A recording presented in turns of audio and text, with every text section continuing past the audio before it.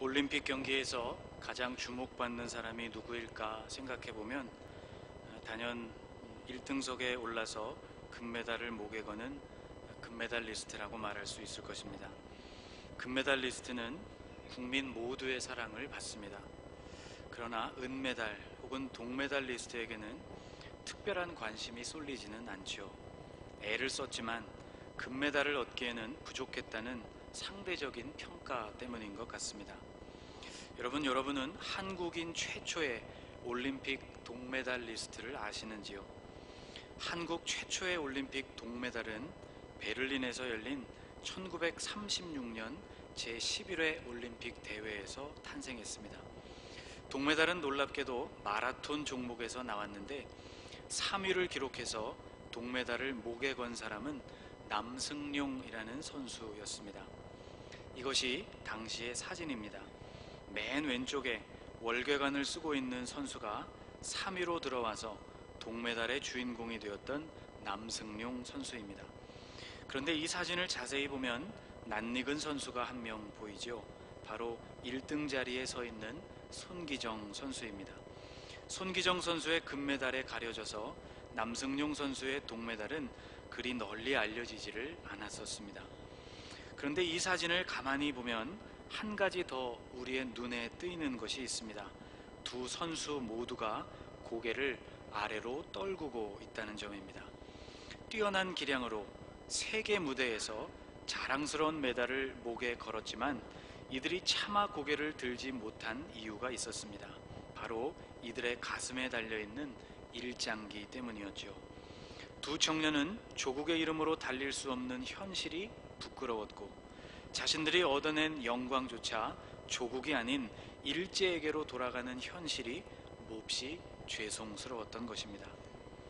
남승룡 선수는 손기정 선수의 월계수 화분, 히틀러로부터 받은 이 월계수 화분이 참 부러웠다고 합니다.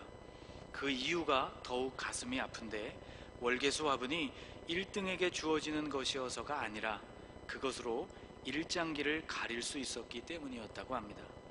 사진을 보면 손기정 선수의 일장기는 월계수 화분에 가려져 있습니다.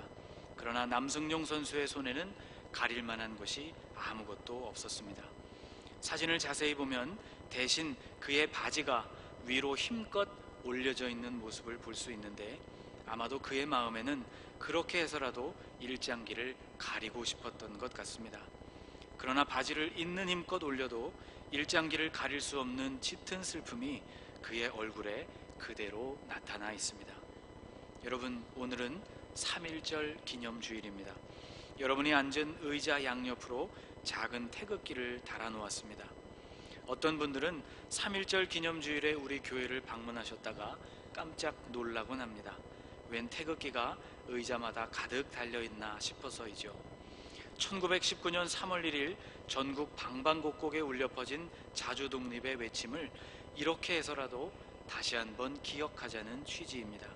오늘 우리가 애국가를 부르고 독립선언서를 다시 낭독한 이유도 그와 같습니다. 오늘의 우리는 태극기를 마음껏 펄럭일 수 있는 그런 시대를 살아가고 있습니다. 오늘의 대한민국이 얼마나 소중한지, 그것을 얻기 위해서 얼마나 많은 피가 흘려졌는지, 또 그것을 우리에게 주신 하나님의 은혜가 얼마나 큰 것인지를 우리는 절대로 잊어서는 안 될 것입니다. 이스라엘이라는 나라는 우리나라와 멀리 떨어져 있는 나라이지만 역사적으로 또 지리적으로 많은 부분에서 닮아 있습니다. 그 중에서도 강대국의 틈바구니에서 수많은 침략과 또 그로 인한 피 흘림을 경험했다는 점이 우리와 아주 흡사합니다. 오늘 본문에서 이스라엘은 블레셋의 침략 속에서 힘든 시간을 보내고 있습니다. 이 이야기는 사무엘상 4장 말씀으로 거슬러 올라갑니다. 사무엘상 4장에서 이스라엘은 블레셋과 싸움을 하게 됩니다. 1차로 이루어진 전투에서 4,000명이 전사하면서 이스라엘의 패배로 그 전쟁은 막을 내립니다. 이스라엘은 패배의 원인이 어디에 있었는가를 깊이 고민해보지 않은 채 두 번째 전투에서는 언약궤를 메고 전쟁에 나가게 됩니다. 이스라엘 진영의 사개는 하늘까지 올라갔고 블레셋 군대에게는 큰 두려움이 임했습니다. 언약궤를 메고 나가서 싸운 전투에서 이스라엘은 언제나 승리를 거두었기 때문이죠. 그러나 그들의 예상과는 전혀 달리 이스라엘은 패배했고 언약궤는 블레셋에 빼앗겨 버리고 말았습니다. 이스라엘 백성들의 삶이 이미 하나님을 떠나 있었기 때문이죠.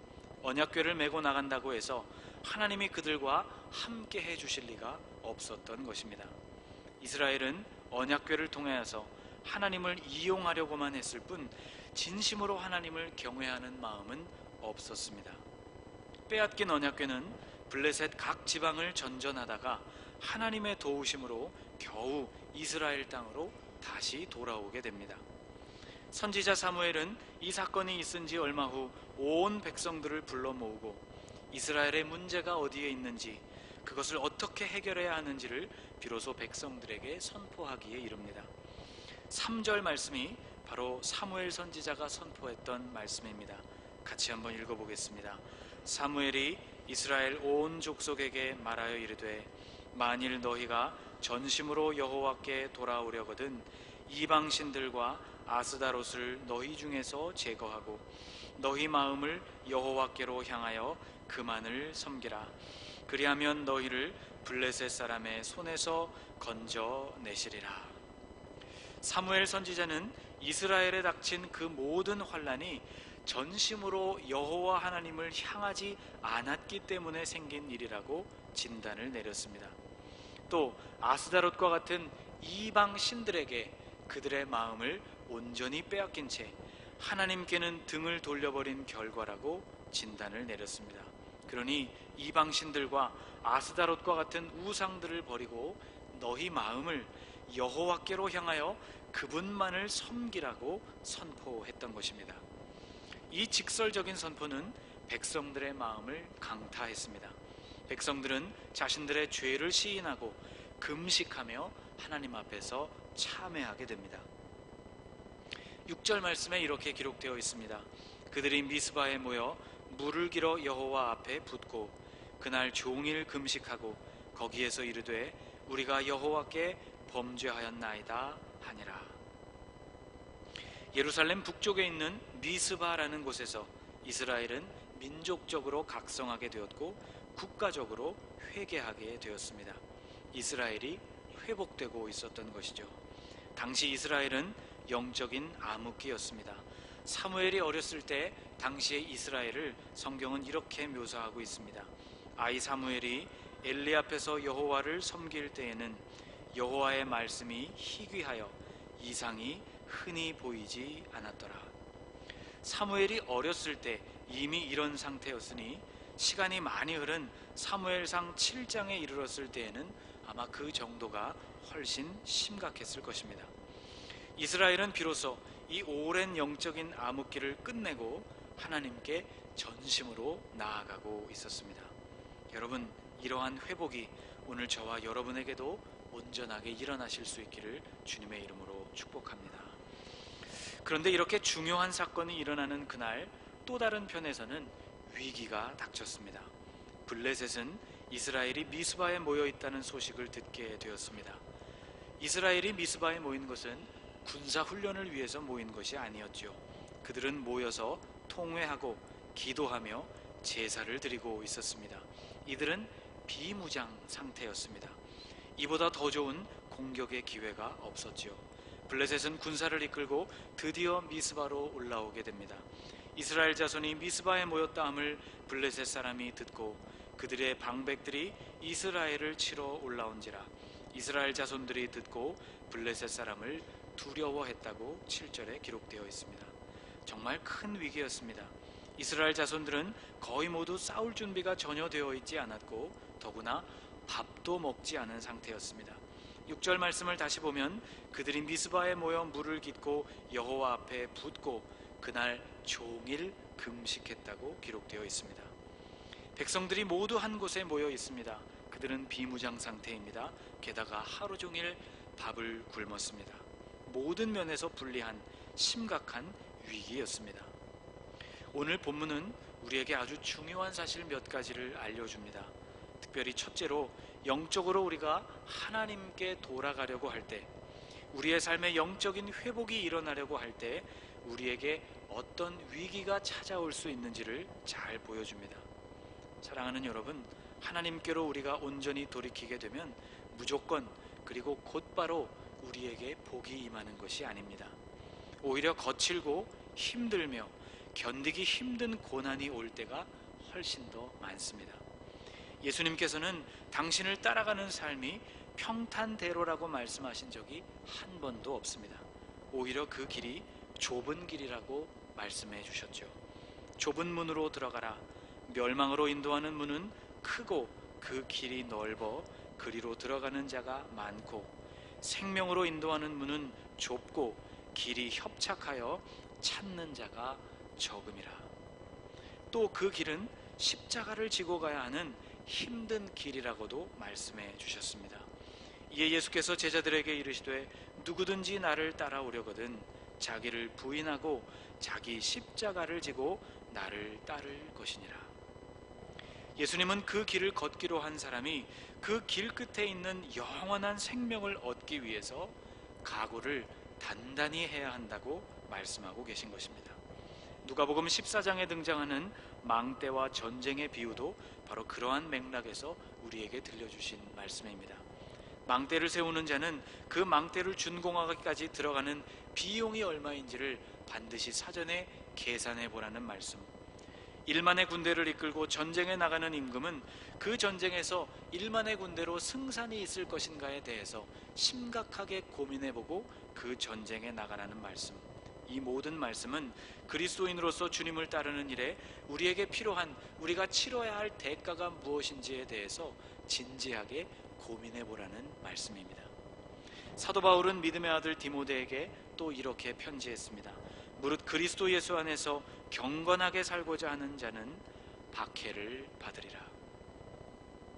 여러분, 예수 믿는 길은 결코 쉽지 않은 길입니다. 거칠고 힘들며 견디기 힘든 고난이 있는 길입니다. 그래도 우리가 이 길을 가기 원한다면 우리는 각오를 단단히 해야만 합니다. 다시 말씀드리지만 오늘 본문은 우리가 영적으로 하나님께 돌이킬 때 어떤 위기를 만날 수 있는지를 우리에게 보여주고 있습니다. 그리고 그와 동시에 오늘 본문은 참으로 다행스럽게도 그 위기를 어떻게 넘어설 수 있는지도 우리에게 보여주고 있습니다. 쫄쫄 굶은 이스라엘은 무방비 상태로 블레셋의 공격을 받게 되었습니다.